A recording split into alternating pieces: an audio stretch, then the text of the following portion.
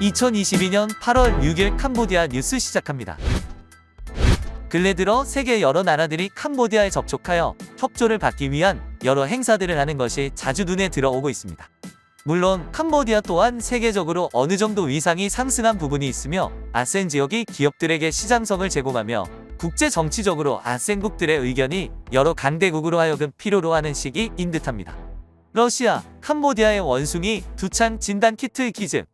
러시아는 원숭이 두창 바이러스의 확산을 방지하기 위해 보건부에 500개의 테스트 키트를 제공했습니다. 어제 보건부에서 보건부 장관과 아나톨리 보로빅주 캄보디아 러시아 대사가 참석한 행사에서 진단 키트가 전달되었습니다. 세르게이 라브로프 러시아 외무장관은 진행 중인 아세안 정상회의에서 원숭이 두창 진단 키트 기증이 캄보디아와 러시아 간의 좋은 외교 관계를 보여주고 있다고 말했습니다. 그는 러시아는 캄보디아가 원숭이 두창 감염 사례를 감지하는 데 도움이 되는 테스트 도구를 제공한 최초의 국가 중 하나라고 말했습니다.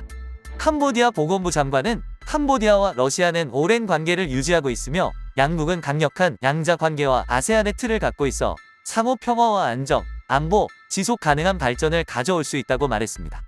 또한 그는 진단키트 500개를 기부한 것은 정부와 국민의 형제애와 연대의 표시라고 덧붙였습니다. 미국 식량 안보 개선을 위해 2,500만 달러 지원 약속.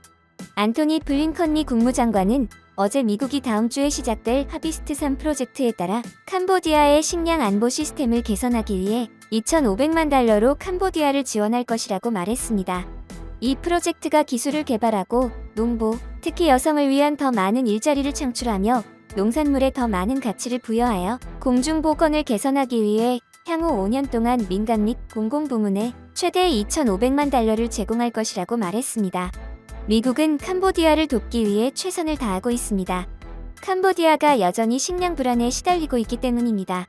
너무 많은 아이들이 영양실조입니다.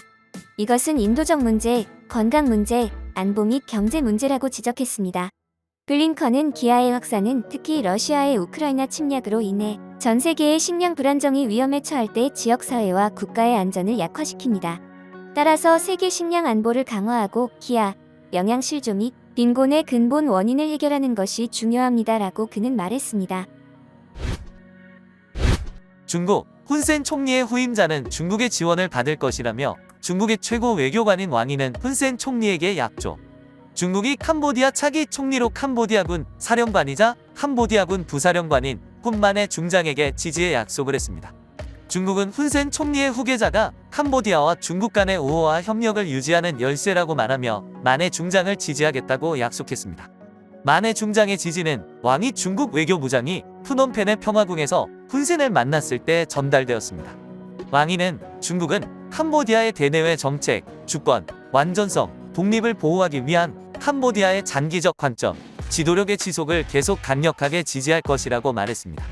왕이 또한 CPP가 6월 5일 코민 선거에서 압도적인 승리를 거둔 것에 대해 CPP가 일반 투표의 74%를 얻은 것을 축하한다고 덧붙였습니다. 김모는 CPP가 승리한 것은 훈센 총리의 지도력에 대한 국민의 지지를 반영한 것이라고 전했습니다. 왕이는 시아모니 왕을 만난 자리에서 중국이 캄보디아의 필요에 따라 캄보디아의 사회경제적 발전을 위한 지원을 계속 제공할 것이라고 약속했습니다. 또한 캄보디아 프락 소콘 외교부 장관과 쿵포악 외교부 장관과도 회담을 갖고 양국이 협력 강화에 대한 각자의 약속을 확인했다고 말했습니다. 지난해 12월 24일 캄보디아인민당 중앙위원회는 훈만의 중장을 차기 총리로 발표하면서 차기 총리 후보로 지명됐습니다. 만의 중장은 당의 의사결정 기구인 CPP 상임위원회 위원이자 청년동맹의 수장입니다. 훈센 총리, 고레이 인터넷 독점 설치 즉시 취소 명령. 훈센 총리는 불공정한 경쟁을 이유로 고레이 주택단지에 있는 전화 및 인터넷 서비스 제공업체에 대한 모든 독점권 계약을 즉시 취소할 것을 명령했습니다. 2022년 8월 4일 국무회의에서 정부 대변인실이 주최한 우체통신부 5년 공적 기자간담회에서 체아 반데스 우정통신부 장관이 총리의 지시를 밝혔습니다. 장관은 통신규제당국은 모든 독점을 해소해야 하며 누구도 고레이에서 사업을 할 배타적 권리가 없다고 밝혔습니다. 내일부터 당장 시행할 것이라고 전했습니다. 장관에 따르면 프놈펜에서 100개 이상의 고레이를 조사했으며 그중 일부는 인터넷 서비스 제공업체에 독점권을 부여하여 소비자가 선택의 여지가 없어 사용하기가 어려웠다고 전했습니다.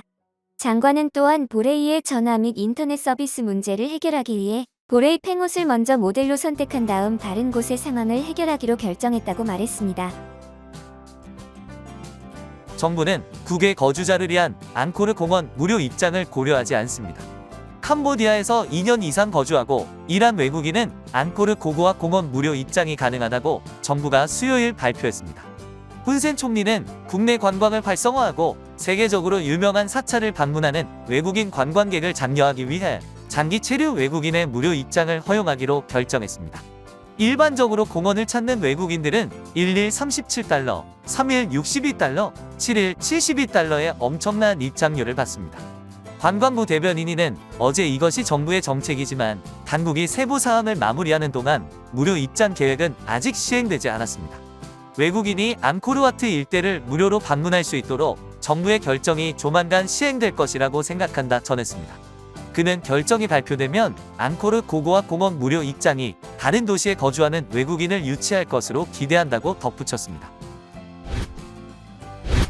캄보디아 뉴스TV는 시청자분들의 문의나 제보를 기다리고 있습니다. 또한 기사에 정정 내용이 있으면 수정하겠습니다.